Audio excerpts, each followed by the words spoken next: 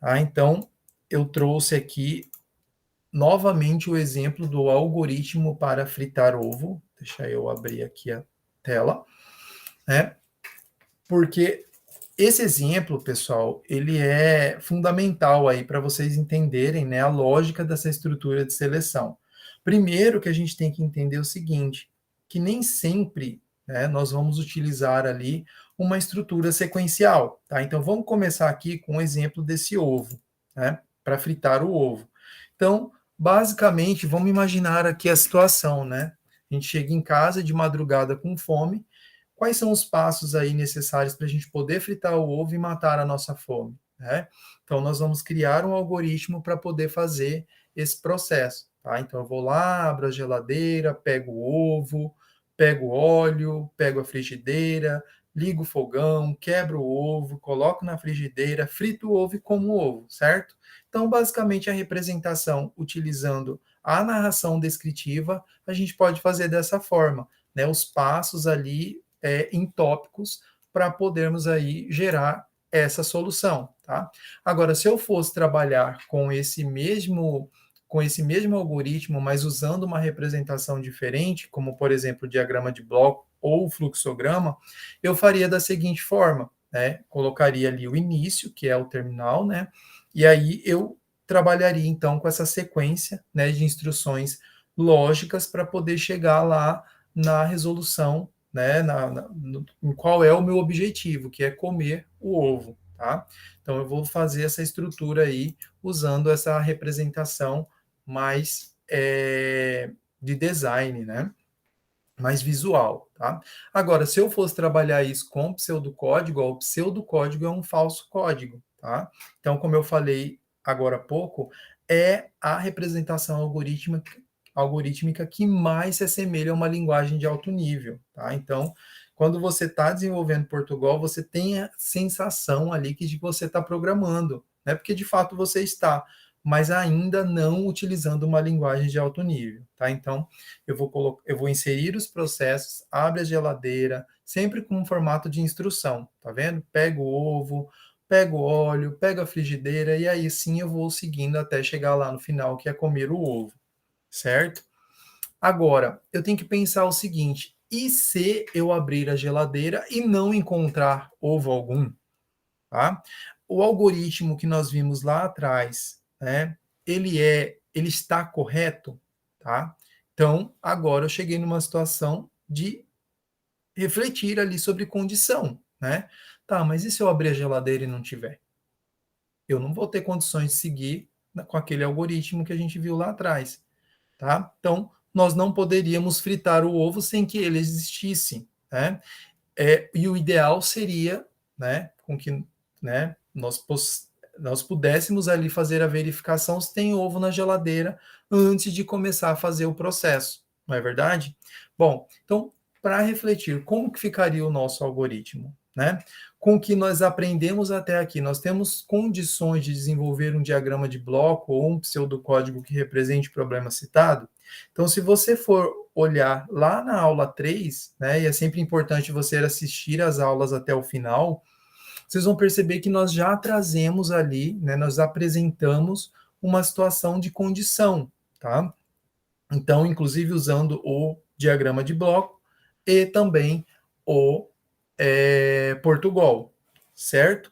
Então, como poderíamos representar essa situação no diagrama de bloco e no pseudocódigo? Aí eu tenho que pensar nos caminhos alternativos, tá? Que aí eu estou trabalhando com a tomada de decisões, tá?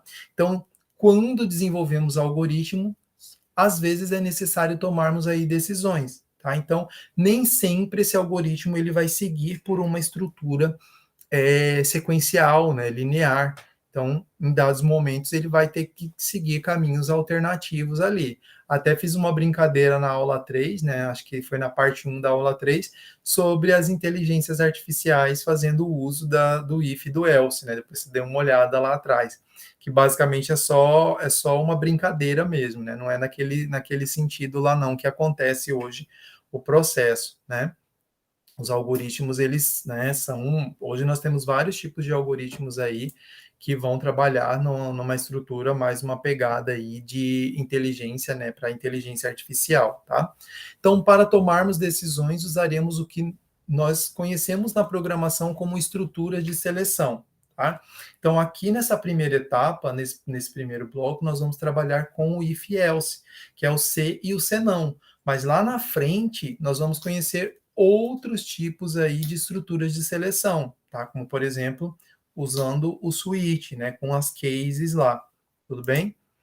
Bom, seguindo aqui, segundo o Forbes-Leone, ele diz que uma estrutura de seleção permite a escolha de um grupo de ações a ser executado quando determinadas condições são ou não satisfeitas. Tá? Então, até agora, o que nós conhecemos, né, são aí os diagramas de blocos e os pseudocódigos somente sequenciais. Tá? Então, com essa estrutura de seleção, esse fluxo não é totalmente sequencial. Deixa eu só trazer aqui um ponto, pessoal. Às vezes você vai falar assim, ué, mas o professor está focando só nessas duas representações. Porque a primeira, que é a narração descritiva, você vai contar. Então, se você usar uma estrutura lógica para fazer essa narração, tá valendo. Tá? Então, você vai colocar lá, para realizar esse algoritmo é necessário. Né? Você vai contar, e você pode colocar em tópicos, né? Como a gente já viu também. E aí vai chegar no ponto que você vai falar assim, ó, caso, né?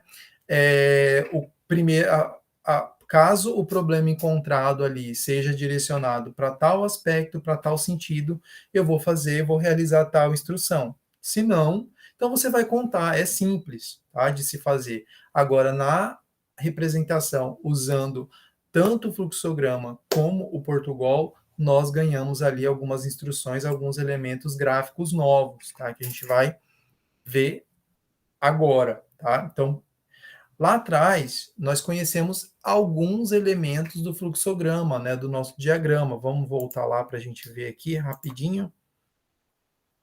Está aqui. Então, nós conhecemos esses 4 elementos, tá? O terminal, o processamento, a entrada manual e o exibir, cada qual, né, com a sua função dentro aí da representação desse fluxograma, tá? Vamos voltar aqui, porque agora, com a decisão, nós ganhamos 2 novos elementos, tá? Que é o de decisão e o de desvio, tá? Então, decisão indica aí uma decisão a ser tomada, como, por exemplo, a verificação de sexo, tá? Já o desvio permite o desvio para um ponto qualquer do programa, tá? Então, pega aí o exemplo do desvio, né, na avenida, por exemplo. Qual que é o objetivo dele? Fazer a linkagem ali das ruas, né, dos caminhos alternativos ali para o motorista, por exemplo, para o pedestre, né, enfim. Então, basicamente, essas duas representações, elas aparecem aqui agora dentro do contexto aí de estruturas de seleção, tudo bem? Daqui a pouco a gente vai trazer o exemplo do ovo para vocês entenderem, tá? Mas antes disso, no pseudocódigo, nós fazemos essa representação da seguinte forma. Então, nós temos hoje estruturas de seleção usando aí as condições simples, né, as condições compostas e as condições aninhadas. Tá? Então, na simples, eu vou usar ali um bloco de C, então, e vou especificar as ações. Tá? Então, se o aluno tiver com uma média acima, maior ou igual a 7, então eu vou tomar tal ação. Ação 1, imprimir na tela a sua média. Ação 2, imprimir sua situação, né? E vou finalizar. Tá? Então é um bloco simples. E aí, para fechar o bloco, eu uso o fim C. Tá? E aí, usando ali as condições compostas, né? A condição composta, eu vou fazer da seguinte forma: se a média for maior ou igual a 7, então eu vou realizar ação tal e ação tal. Se não, eu vou realizar outras ações. Então, se ele não está aprovado, ele está reprovado, por exemplo. E aí eu finalizo com o fim C. Você vai falar, professor, então agora eu tenho o fim C? Sim. Agora a gente ganha para esse fim C para fechar o bloco aí de condição. Show? Porém, é importante eu ressaltar que daqui a pouco nós vamos usar lá o Portugal Online e não necessariamente você precisa incluir isso dentro do término ali da sua condição, certo? mas quando nós formos aí utilizar, né, o visual G, a gente vai perceber que isso é importante, tá? Dentro ali da estrutura.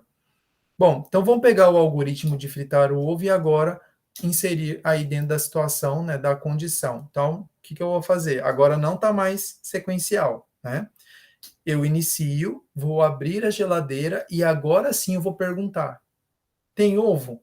Se for verdadeiro, tá lá verdadeiro. Eu vou seguir com as instruções para poder fazer, né, o processo aí de fritar o ovo e de comer esse ovo, tá? Então, fazendo todas aquelas etapas que a gente tinha feito até então. Porém, se eu não tiver o ovo, vou colocar aqui falso, e aí eu vou colocar a instrução, vou inserir a instrução, vai dormir, tá?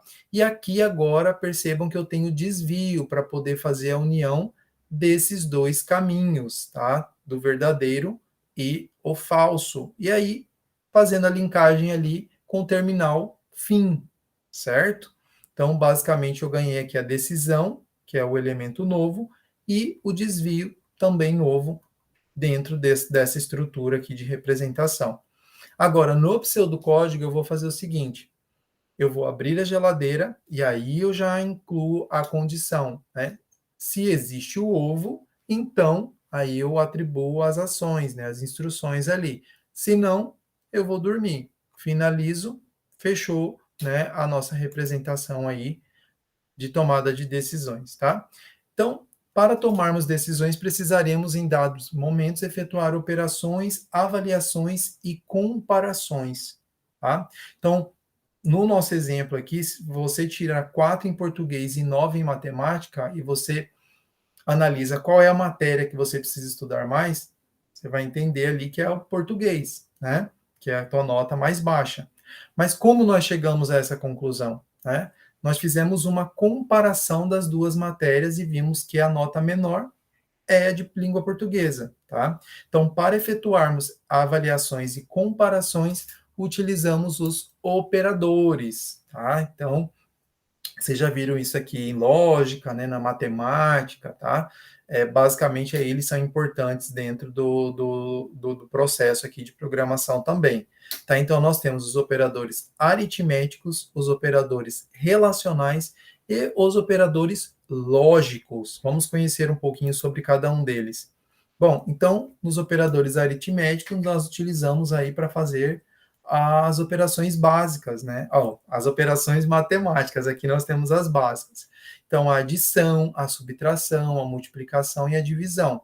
Então, se você for olhar lá no desafio 1 e 2, vocês vão perceber que esses operadores aparecem lá. Quando você precisa fazer a conversão do dólar em real, quando você precisa calcular um novo salário ali do funcionário, né, a partir de uma comissão, né, gerada ali no processo. Então, esses são os operadores aritméticos que vocês já conhecem aí, né?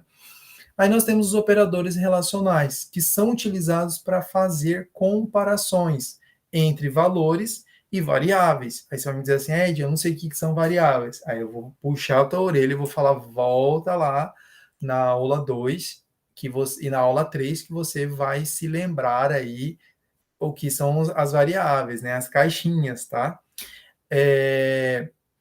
Os operadores relacionais, tá? Então, como nós já vimos, para fazer a comparação aí, né, entre esses valores e variáveis. Então, o primeiro deles é o igual a. Então, eu quero saber se o valor A é igual ao valor B. Aí eu estou fazendo ali uma comparação. Diferente, aí eu posso usar essas duas representações, maior que, menor que, maior ou igual a, e aí o valor, né? Então vamos por lá. Para ele ser aprovado, ele precisa ter uma média maior ou igual a 7. Então, se ele tiver 7, é igual, ele vai estar aprovado, ok? E menor ou igual a, tá? Bom, e aí para fechar os operadores relacionais, aqui nós temos o exemplo, né, de fazer a relação, tá? Tendo duas variáveis, A, que é igual a 5, e B, que é igual a 3, os valores, os resultados da expressão abaixo seriam A é igual a falso, perdão, pessoal, A é igual a B, falso. A diferente de B, verdadeiro. A é maior que B, verdadeiro. tá? Então, 5 é maior do que 3. E assim você vai trabalhando com essa relação, tá? Então, esses operadores, eles vão ser fundamentais aqui agora nesse contexto de seleção, tá? Nessa apresentação, tem aqui 2 desafios, o 3 e o 4, para você tentar fazer, aí essa estrutura de seleção. E aqui eu trago uma representação, né, que é basicamente a que a gente apresentou no final da aula 3, está lá como parte 4, né, extra, só que nessa representação nós não usamos condições, né? Nós trabalhamos com o recebimento, com a leitura das notas e mostramos a média para o usuário. Só que aqui agora nós queremos saber se ele está aprovado ou reprovado.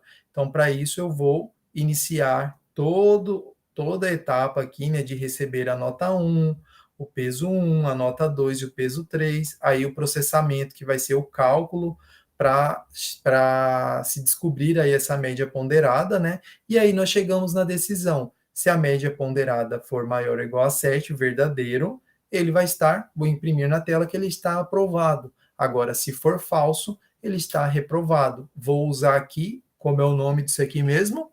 Já esqueceram, né? Desvio, tá? Para fazer a união entre esses dois caminhos. E aí eu fecho com a média aqui ponderada, imprimindo na tela para o usuário, né?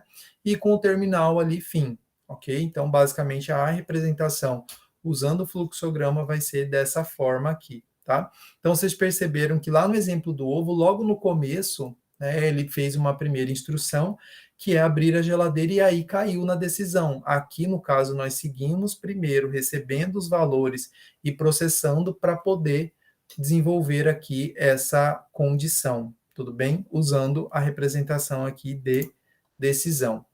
Trazendo para a representação do algoritmo, nós temos, então, para a representação do algoritmo usando o pseudocódigo, nós temos, então, leia nota 1, leia peso 1, leia nota 2, leia peso 2, tá? Vocês vão ver que lá, daqui a pouco, quando a gente for fazer no Portugal, eu vou primeiro colocar o escreva, para poder mostrar para o usuário ali na tela o que ele vai ter que apresentar, o que ele vai ter que inserir, tá? Porque se eu colocar só leia lá, o usuário vai tá, mas e aí, o que eu tenho que colocar aqui? Vocês vão ver daqui a pouco. Aí eu venho o processamento, né, que é o da média ali, e se a média for maior ou igual a 7, então eu vou imprimir aprovado, se não, vou imprimir reprovado. Fim C, que é o do bloco C aqui, e vou imprimir MP, tá, que é a média ponderada, certinho? Bom, aqui tem o exemplo da maioridade, né? Se ele fazendo aquela representação lá de receber o ano de nascimento, o ano atual, nós fizemos esse também na aula passada, dei uma olhada lá, né, tanto no diagrama de bloco como no Portugal, tá? E aí agora nós vamos para a próxima parte da aula, que é onde nós vamos trabalhar então ali com o Portugal,